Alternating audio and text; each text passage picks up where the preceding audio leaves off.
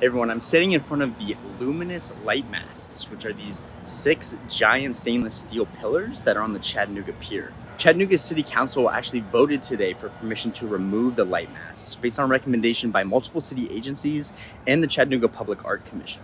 So the light masts were created in 2005 by renowned artist James Carpenter during the Ross's Landing redevelopment. One of the masts collapsed years ago and was removed. A subsequent study by city engineers found that the masts actually weren't built to current wind codes, and that 2 of the other masts showed structural defects. And so when we had that conversation, they said, okay, we'd be more than happy to, redesign it to withstand current wind codes.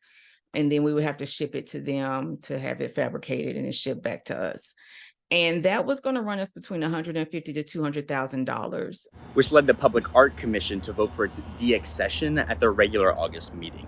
It was not being fiscally responsible for us to do that with that piece.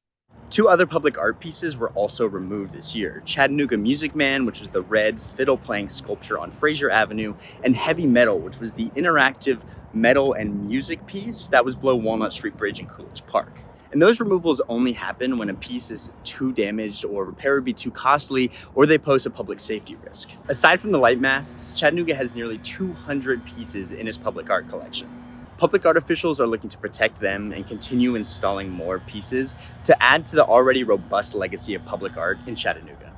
When you talk public art, I think it's you come to Chattanooga and you see it. But that's the idea is, it's inviting. It makes it interesting. Whenever I travel anywhere, I go and see public art. That's just what I love.